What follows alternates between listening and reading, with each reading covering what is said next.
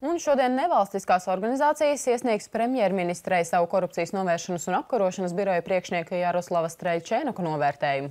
Par to, kādi ir šī vērtējuma rezultāti, jautāsim Sabiedrības par atklātību Delna direktoram Gundaram Jankovam. Labrīt! Labrīt! Labrīt! Kādi tad ir secinājumi par KNAB vadītāja darbu? Tātad mēs, saņemot šo deleģējumu no premjeras, esam uzklausījuši daudz biedrus, un es esmu arī ticies ar Strelčenuku, lai pārunātu šo te vērtēšanas kritērijas.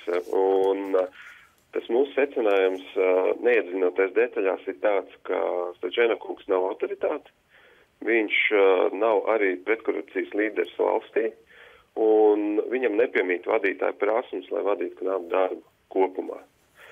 Un kāpēc mēs nonācām pie šādiem secinājumiem, to mēs esam analizējuši no tāda aspekta, ka Strelčenuks, ko viņš pats arī atzīst, ka viņš daudz uzdevumus deleģē saviem padotajiem darbiniekiem, bet mūsuprāt, KNAB vadītājiem ir jāuzņemās vadošā loma tādā jautājumā kā pretkorupcijas stratēģijas izstrāde. Gan KNAB stratēģijas, gan valsts līmeņa stratēģijas. To viņš nav darījis.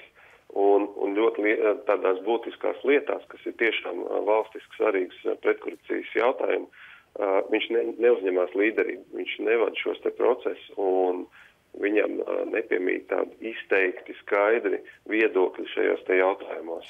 Vai runājot par biroju, to nākotnē jāsaglabā kā vienota organizācija, vai tomēr šīs funkcijas ir jāsadala? Mēs esam tos pateikuši un pie tā arī paliekam, ka KNAB ir jāsaglabā esošajā struktūrā un viņi ir vienkārši jāstiprina. Un tas ir gan tīri institucionāli jāsakārto normatīvi akti, gan tas pats nākamais jautājums, kas skar KNAB vadītāju. Pieņemsim, ja pēc šīs te vērtēšanas un tālākiem soļiem, ko premjeri izdomās, Strelčenukungs paliek amatā, tad Stāvjums kundzei ir jānosaka skaidri kritēriji, skaidri darāmie darbi, kas ir Strelčenukungam jāizdara, jo tas jau nav izdarīts. Un otra lieta, kas būtu ļoti svarīgi un nekavēties būtu jāsāk darīt, būtu jāstrādā pie KNAB vadītāja atlases kārtības.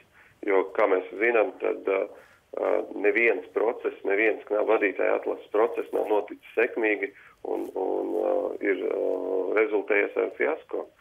Un tāpēc šis te process faktiski viņš neder. Jankovkungs, vēl pavisam īsi noslēgumā.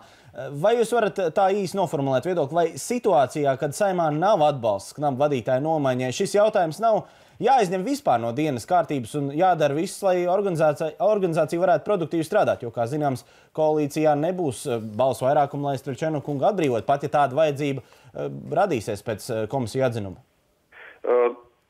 Es gribētu teikt tā, ka tas darbs KNAB vadītāja novērtēšana ir jāveic, un izvērtējot KNAB vadītāju ir Stāvjums kundze nonākt pie secinājuma, kas tad trūks tieši KNAB vadītāja darbā.